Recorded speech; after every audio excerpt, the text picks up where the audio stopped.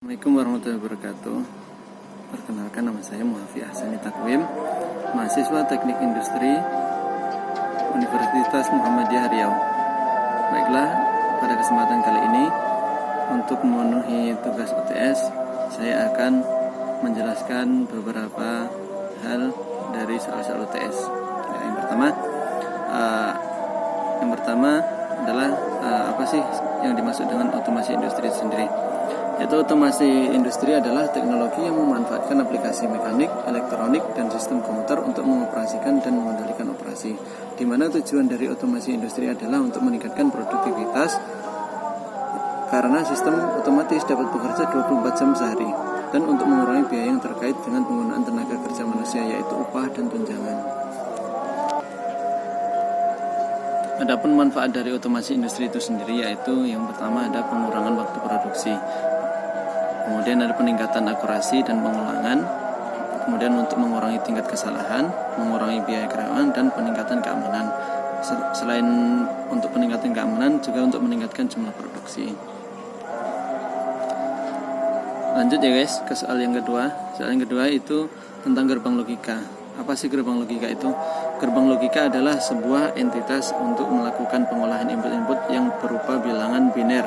Hanya terdapat dua kode bilangan biner, yaitu angka 1 dan 0. Dengan menggunakan teori matematika Boolean, sehingga dihasilkan sebuah sinyal output yang dapat digunakan untuk proses berikutnya. Di mana ada beberapa inputan atau kode-kode pada gerbang logika, yaitu diantaranya adalah yang pertama gerbang N. Gerbang N adalah apabila semua atau salah satu input merupakan bilangan biner berlogika 0, maka output akan menjadi 0. Sedangkan jika semua input adalah bilangan biner berlogika 1, maka output akan berlogika 1. Kemudian ada gerbang OR. Gerbang OR adalah apabila semua salah satu input merupakan bilangan biner berlogika 1, maka outputnya akan menjadi 1 juga. Kemudian ada gerbang NOT. Fungsi gerbang NOT adalah sebagai inverter atau pembalik. Nilai output akan berlawanan dengan inputnya. Kemudian ada gerbang NAND. Apabila semua atau salah satu input bilangan biner berlogika 0, maka outputnya akan berlogika 1, yaitu berlawanannya. Kemudian ada gerbang NOR. Apabila semua salah satu input bilangan biner berlogika 1, maka outputnya akan berlogika 0. Sedangkan jika semua input adalah bilangan biner berlogika 0, maka output akan berlogika 1. Kemudian ada dua lagi, yaitu gerbang XOR.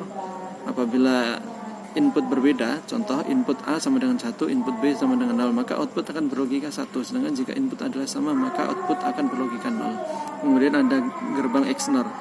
Gerbang XNOR adalah apabila input berbeda, contoh inputnya A sama dengan 1, B sama dengan 0, maka output akan berlogika 0. Sedangkan jika input adalah sama, maka output akan berlogika 1. Kembalikan dari XOR tadi. Kita lanjut ke soal nomor 3. Soal 3 tentang PLC. PLC, Programmable Logic Control. Jadi keingat dulu waktu zaman masih SMK, saya pernah sekilas mempelajari tentang PLC. Kemudian di sini akan saya jelaskan bagaimana PLC itu bekerja. PLC sendiri adalah komputer elektronik yang mudah digunakan, yang memiliki fungsi kendali untuk berbagai tipe dan tingkat kesulitan yang beraneka ragam. Menurut Kapil 1982 adalah sistem elektronik yang beroperasi secara digital dan didesain untuk pemakaian di lingkungan industri, di mana sistem ini menggunakan memori yang dapat diprogram untuk penyimpanan secara internal instruksi-instruksi yang mengimplementasikan fungsi-fungsi spesifik seperti logika. Kemudian apa saja komponen penunjang untuk PLC atau Programmable Logic Control? Yang pertama ada CPU, di mana CPU di sini berfungsi sebagai otak dari PLC sendiri, tempat semua perhitungan berlangsung. Untuk lebih tepatnya, ini adalah bagian yang menjalankan program PLC. Kemudian ada input, kemudian ada output.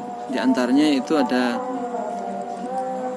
RAM atau Random Access Memory, kemudian ada ROM, Read Only Memory, kemudian EEPROM atau Electronically Erasable Programmable Read Only Memory. Ini adalah memori permanen seperti halnya ROM. Lanjut ke tugas yang kelima, yaitu soal yang terakhir, yaitu tentang topologi jaringan LAN. Apa sih topologi jaringan LAN itu sendiri? Yang pertama ada point to point. Adalah jenis topologi paling sederhana, yaitu berupa sambungan antara dua node. Kemudian ada topologi bus. Digunakan sebuah kabel tunggal yang menjadi pusat seluruh workstation dan server dihubungkan. Kelebihan dari topologi bus yaitu penambahan workstation baru mudah dan tidak mengganggu workstation yang lain. Untuk kekurangannya, jika terjadi gangguan di kabel pusat, maka seluruh workstation akan terkena dampaknya. Kemudian ada topologi berbentuk seperti cincin yang masing-masing node terhubung ke dua node lain dan membentuk jaringan melingkar, di mana kelebihannya lebih hemat kabel dan kemudian kekurangannya jika satu titik mengalami gangguan maka komunikasi data akan terganggu. Pengembangannya kurang fleksibel. Kemudian ada topologi mesh. Ada dua macam topologi mesh yaitu fully connected dan partially connected. Yang fully connected berarti semua node saling terhubung antara satu dengan yang lainnya. Kalau untuk partially connected berarti sebagian node terhubung ke lebih dari satu node yang lain. Untuk kelebihannya sendiri, terbentuk suatu kelompok node yang dapat digunakan setiap saat. Kemudian untuk kekurangannya sendiri, jika node tertinggi tidak berfungsi, maka akan berpengaruh terhadap kelompok lain yang ada di bawahnya. Kemudian ada topologi daisy chain yang merupakan peralihan dari topologi bus dan topologi ring. Tiap node terhubung langsung ke dua node lain melalui segmen kabel. Tapi segmen membentuk saluran bukan lingkaran penuh sehingga antar node terhubung secara seri. Untuk kelebihannya sendiri, pemasangan dan pemeliharaannya itu mudah. Kekurangannya jika node di tengah mengalami masalah maka akan berdampak ke seluruh jaringan termasuk ketika menambahkan node di tengah, jaringan akan mati secara sementara. Baiklah kawan-kawan semua, mungkin itu yang bisa saya sharing untuk kesempatan kali ini. Semoga dengan adanya ujian tengah semester dari mata pelajaran otomasi sistem industri, di mana dosen pengampunya sendiri yaitu Bapak Muhammad Qurtubi, semoga ilmu yang saya dapat bisa bermanfaat dan semoga teman-teman semua juga mendapatkan ilmu dari apa yang saya sampaikan. Semoga apa yang baik bisa diambil dan yang buruk tinggalkan. Jangan lupa tinggalkan like dan subscribe dan komen untuk mendukung channel ini. Terima kasih. Assalamualaikum warahmatullahi wabarakatuh.